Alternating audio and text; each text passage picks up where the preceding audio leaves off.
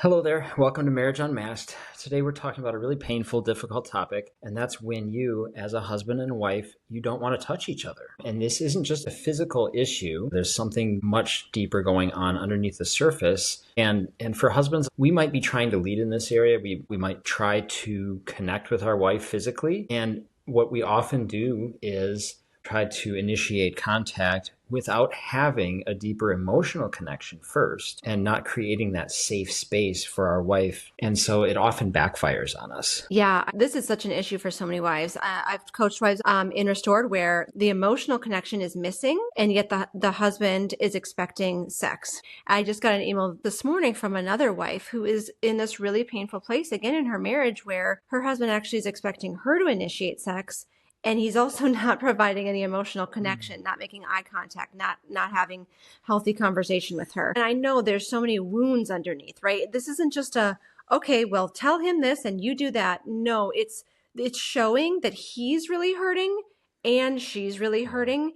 And there's so much we need to dive into deeper to bring healing to those areas. I mean, that's what's really needed. And for so many wives, when you're not wanting to touch your husband, you're probably carrying so much stress, doing so much, right? Suppressing your softness, the beautiful softness that you are as a woman, suppressing that. And that can take us right out of our femininity. That can take us right out of our pleasure and into this more performing. We don't want to participate in intimacy. We don't want to open our hearts when there's hurt there. Maybe we're living a lifestyle where we are more doing as women, or we both have really deep wounds that need healing.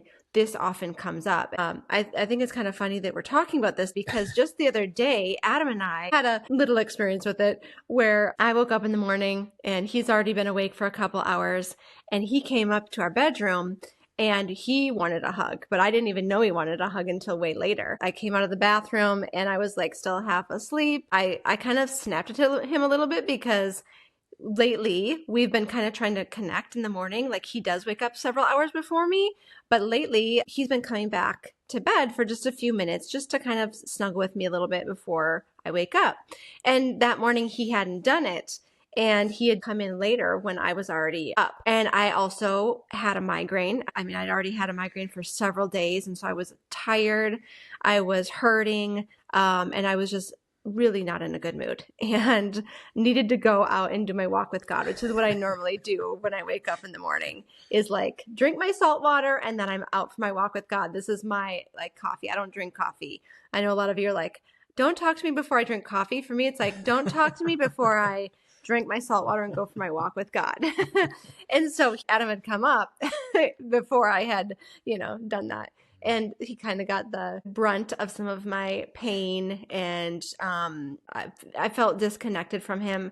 I imagine it's really hard for Adam to be married to someone who has chronic pain and he's trying to be supportive, but he doesn't know what it's like. He doesn't always know what I need. And sometimes what I do when I'm in pain like that, and it's similar to when you have an unhealed wound, right? This is actual physical pain. But even when you have an unhealed wound, what we sometimes do is we sometimes put up these protective walls and we show up not opening our hearts, which is where physical touch comes from, where you want to touch each other. We come at each other from like this kind of protective stance, like, I need to feel safe with you. And right now I feel very disconnected or I feel very whatever. And so the wall's up. And I don't want you touching me and I don't want to touch you. Yeah, and it makes so much sense to me that, I didn't realize fully how much pain Cara had been in during the night. And I like to connect physically in some fashion before I go to work. And I was reaching out for a hug and I wasn't getting it. And there was that disconnection. And what it did for me is it opened up some resentment I have over past in our relationship where I felt that she's been cold towards me or kind of pushed me away when I was trying to initiate connection. But I needed to do a little heart healing because I felt that rejection set in, like, oh gosh, she doesn't even want to touch me. What's going on?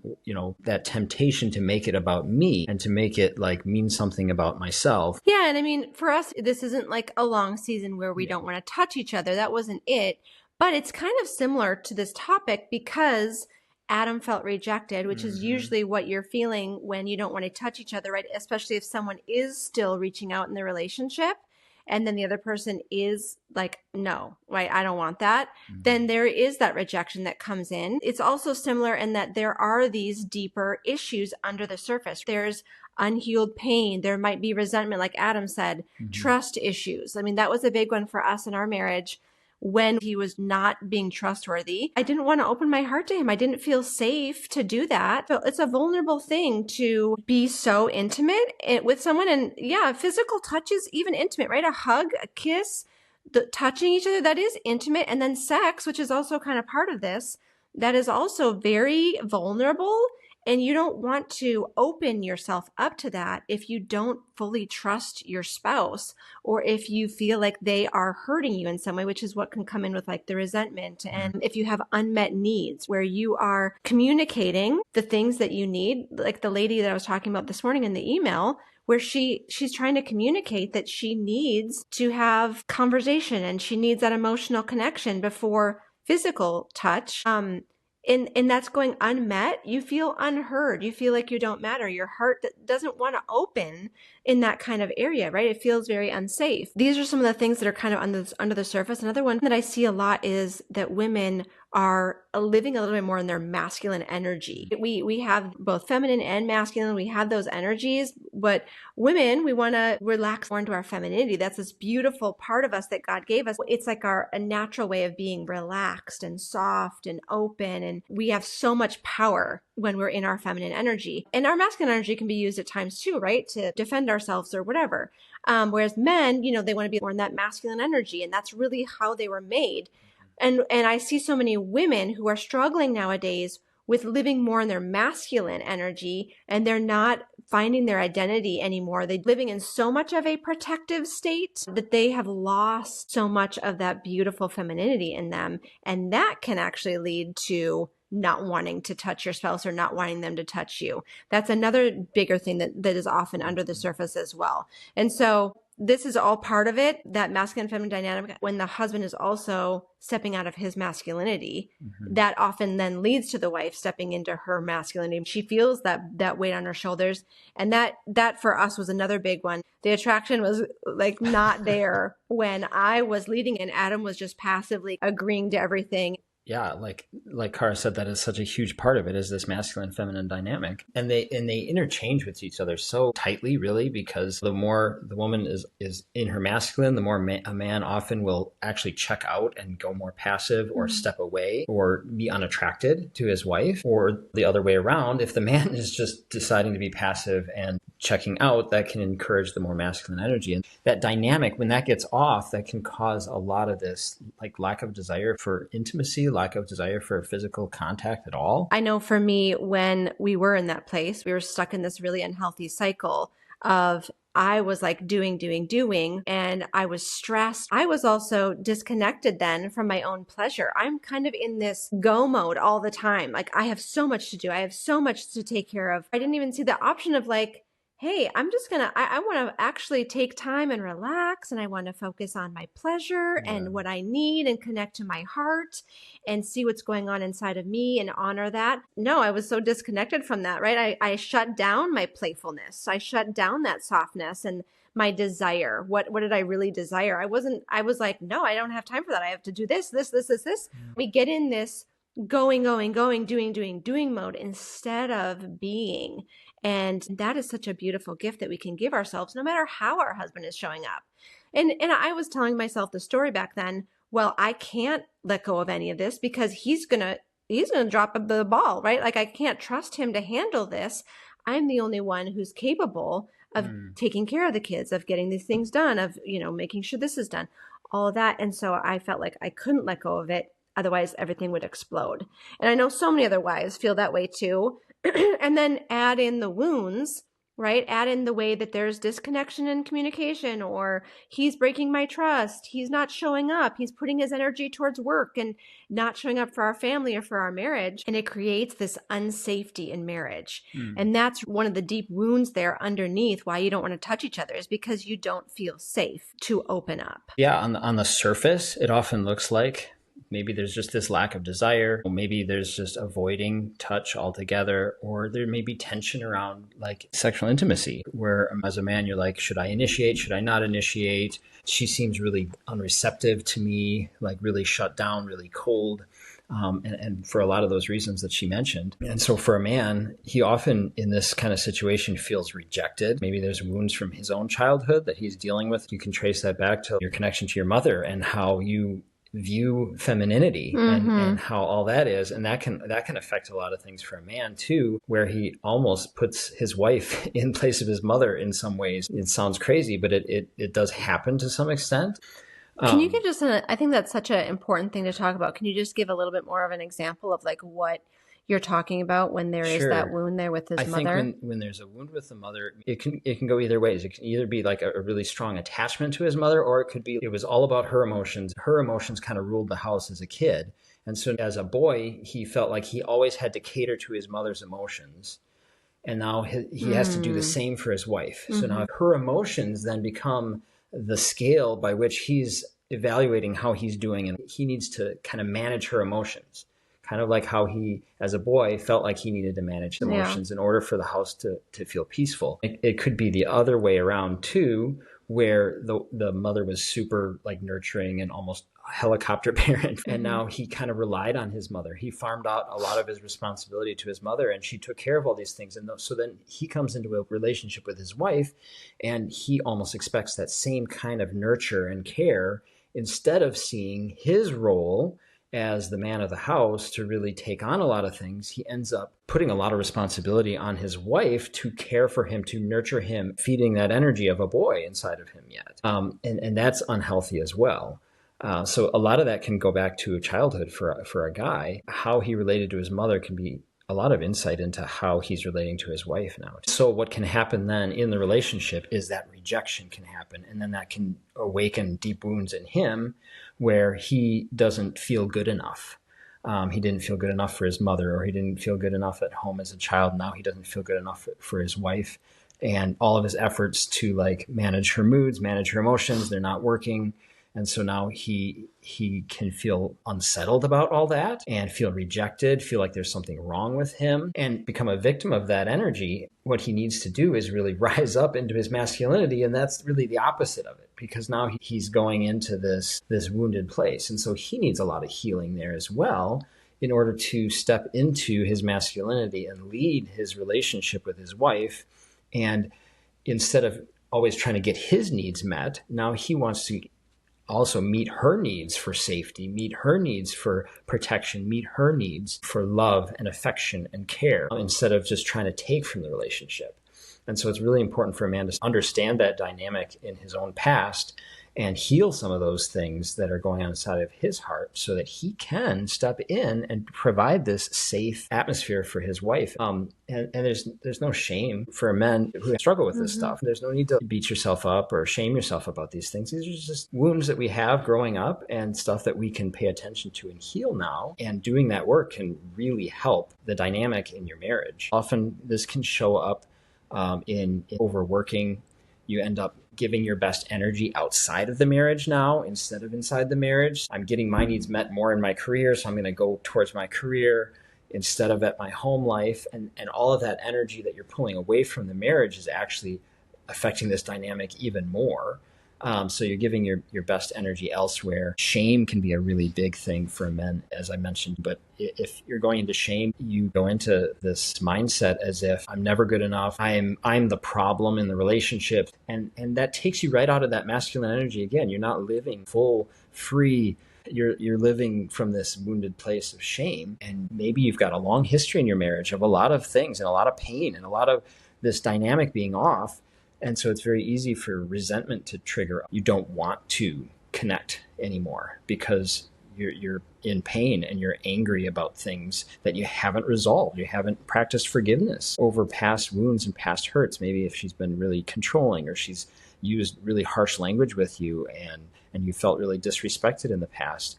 That stuff can come up when there's pain in the marriage, and that can cause a man to withdraw from his wife and pull back instead of step into providing that safe place for her again. Yeah, I think the biggest thing here that it comes up for both men and women is just there are needs that we have, there are hurts that we're feeling, right? We have emotions, we have thoughts happening, we have desires maybe unmet. We often push those down, or we often distract or just push forward in life instead of paying attention to what is coming up in our hearts and really prioritizing taking care of what's going on inside of us so that we can also show up fully and whole to our spouse and to everyone else around us in our life. And so we want to notice, we want to come in and show our hearts that, hey, I care about you. You matter. All the things that you're feeling, these things are valid. They matter, whether it's as a man when you're dealing with resentment or shame or feeling rejected, or a woman where you are feeling like there's a lack of safety and you can't trust and you feel like you have so much on your shoulders and you're maybe resentful there too. Bring those things to God. Let them out. Notice them. Feel them fully. And prioritize getting your needs met. And I think this is how we start to open our hearts. So that's really the question. It's like, okay, so if I don't want to touch my spouse, or he doesn't want to touch me, or neither one of us want to touch each other, how do we reopen our heart? And it's not by just making yourself do it, ignoring your heart and just kind of plowing forward over what your heart is crying out for because you think this is the right thing to do. This is the good thing. So many people are doing that and living wounded and just end up hurting others and grasping to feel whole again, when really what you need to do is come back to your heart and honor your emotions, process them, and heal those wounds. That's so powerful. And that's really at the root of all this. It can also be really helpful to check in with some of the thoughts, right? Some of the stories in your head. The story might be, he'll never change. He always does this. He doesn't care about how I feel, right? These are some of the stories that I hear from women that I know are really painful. And you can feel through that emotion that comes up when that story is coming to your brain, but then no, that's optional. That is actually not a fact, right? That is not actually a true thing. Your brain is just throwing you thoughts to try to protect you. And you get to decide, hey, I'm going to take that thought and believe it. Or no, I know that's not going to serve me or serve my marriage, and I'm going to let that one go, and I'm going to pick a thought that can be true and I can believe, but it's going to be very powerful in moving me forward in who I really am. And so those thoughts can get really sneaky. I know for husbands as well. Like this is a human issue. This isn't just a woman issue. It's a human issue. Yeah, some of those thoughts for men are often like, I'll never be good enough for her. She always is this. Like when you start to see your wife as this controlling person who just is always going to do something a certain way, those are unhealthy and unhelpful thoughts for men as well. And there are more empowering thoughts that will change the way that you believe and the way that you feel and then the way that you act as well. And so healthy communication is a big part of this as well. You go into what you're actually feeling and you share it with your spouse in a non-threatening way. You also want to share your needs because you have needs and those needs matter. You don't want to stuff those needs away and pretend that they're not there and they don't exist. Share those needs with your spouse. And your desires, like what do you want? What do you want in the relationship? If you want more touch, if you want more physical connection, whatever it is, to actually communicate those desires wisely with your spouse it's very powerful. Yeah, and I think sometimes that's actually what's missing. It's like we're expecting them to know, especially when we're talking about intimacy and sex and things like that. And we don't know that they don't know, or we don't communicate about our desire, and we just expect that hopefully this is all going to work out. But it's like we need to communicate about every little thing. Adam and I, we now communicate about every little thing, when it comes to intimacy and sex and all of that, like the wounds, the healing, all of that. Because the more you can really keep those lines of communication open so that you're connected in all the areas, not just physical, but you're connected. Your hearts are connected too. You know what you're each struggling with. How you're healing and growing.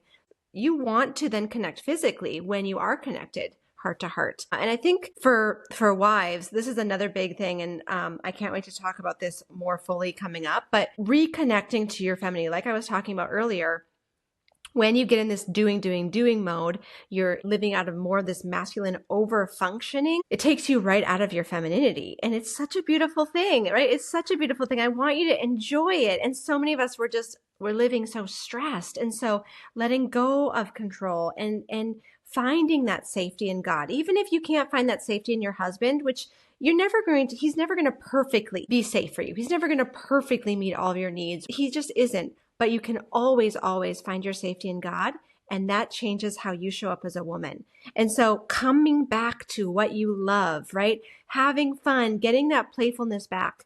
You get to reconnect with your heart and enjoy who you are as a woman again, right? Ask yourself, what brings me joy? What do I love to do? What makes me feel sensual? How often have you ever thought about that? What really makes me feel good about my body? What gives me pleasure? Ask yourself some of these questions and see what comes up and start to explore this a little bit more, because your strength really comes from connecting back to your heart, to who you are as a woman. That is powerful in your relationship as well. We sometimes think that putting up walls, that's powerful. We're going to protect at all costs. That's power. But really, there's so much power when you connect back to who you are as a woman. And then that shines out. And that's really where the power comes from. This is actually part of God's design. I mean, it might blow your mind, but God actually wants you to be sensual. He wants you to enjoy your sexuality. Somewhere along the way, so many of us learned to kind of hide that and to think that maybe there was something wrong with that. We get these ideas about sensuality and sexuality, and then we miss out on all this beauty that God has for us. I just want to read to you a little bit of Song of Songs, because if you have ever read it, you know this is in the Bible. God clearly has pleasure for you. He wants you to desire each other. He wants you to feel sensual, to explore that, to pursue it. So I'm just going to read to you a little bit from Song of Songs 7. It says, your body is a chalice. This is the man talking. Your body is a chalice, wine-filled. Your skin is silken and tawny like a field of wheat touched by the breeze. Your breasts are like fawns, twins of a gazelle. Your neck is carved ivory, curved and slender. Your eyes are wells of light, deep with mystery, quintessentially feminine. Your profile turns all heads, commanding attention. The feelings I get when I see the high mountain ranges, stirrings of desire, longings for the heights remind me of you, and I'm spoiled for anyone else. Your beauty within and without is absolute. Dear lover, close companion. You're tall and supple like the palm tree, and your full breasts are like sweet clusters of dates. I say, I'm going to climb that palm tree. I'm going to caress its fruit. Oh yes, your breasts will be clusters of sweet fruit to me. Your breath clean and cool like fresh mint, your tongue and lips like the best wine. And then the woman says, yes, and yours are too. My love's kisses flow from his lips to mine. I am my lover's. I'm all he wants. I'm all the world to him. Come, dear lover, let's tramp through the countryside. Let's sleep at some wayside inn. Let's rise early and listen to birdsong. Let's look for wildflowers in bloom, blackberry bushes blossoming white, fruit trees adorned with cascading flowers. You can just see the joy and the attraction and the pleasure. They're in touch with their desires, and they're pursuing each other, and they see themselves really the way their spouse sees them too. They're enjoying each other, and they're enjoying all the beautiful gifts that God has for us, right? He wants us to delight in each other. And that's really what he has for us in marriage. And too many couples are struggling, and they're sitting in pain, and they're numb, or they're just bleeding out that hurt onto each other and causing even more pain. And we want to help you to heal. We want to help you to come back to who you really are and enjoy all the things God has for you. He wants to delight you in your marriage. Yeah, absolutely. And for men too, it is so powerful to heal these things and to get back to who you really are as a man. Just like Cara was saying, how a woman gets back to who she is by like enjoying herself again and loving herself again.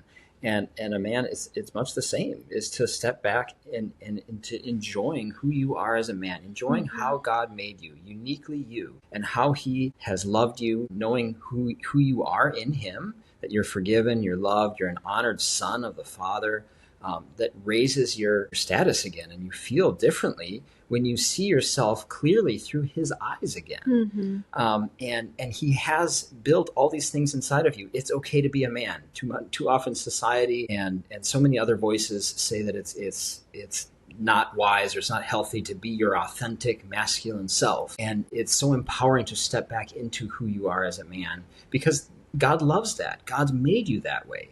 He's given you power. He's given you strength as a man. He has equipped you to lead your family, to love your family well, to provide safety for your wife, and to pursue her. I mean, that is a lifelong work for us as men, to really be going back into that and healing our masculinity, and removing some of these lies and being strong again as men. And it feels good. It feels good to be a man again. It feels good to actually step into that power and that strength that God has built into us. So, if you resonated with this episode and you're feeling like your marriage just has lost that magnetic attraction, right? You have so much stress. You're feeling so disconnected. There's so much pain there. Maybe you don't have any desire for your spouse anymore. You don't want to touch each other. You don't even want to like be in the same room. Um, we have something for you. We have a powerful 3-day workshop coming up. It's called the Attraction Reset. It's January 13th through the 15th. And it is going to be 3 powerful days of live trainings. I'm going to go the first day for wives. Adam's going to do the second day for men. And then we're going to come together for couples. You can join alone if your spouse doesn't want to join. You're still going to get so much out of this. We're going to go deeper. We're going to get into some of these wounds and how to heal. We're going to bring in how to step into your femininity and your masculinity, how to get that joy back, the pleasure, the desire, all that. It's going to be so powerful. And right now we're offering early bird pricing of only $27. So you grab it for $27 and you and your spouse both will have access. There will be replays. You can watch it back as many times as you need to. That price is going to go up on January 5th to $47, but you can grab it now for $27. And this is just something you're not going to want to miss. This is going to be so transformational. We're about the lasting transformation. We're not about the quick fix. We're not about the quick high, and then you come back to reality and you're like, that didn't work at all. We're about bringing you lasting transformation. We really want to see your marriage healed and restored, and you guys enjoying each other again. Yeah, absolutely. And that happens when you go deep, when you get to the root of the issues. If you're relating to this episode today and your marriage is struggling, there's nothing wrong with you. You can get this back again. It's just a signal, it's just a sign that there's some of these deep things that need to really heal and grow. Well, we really hope you enjoyed this episode, and we hope that it was impactful for you, that it made a difference for you.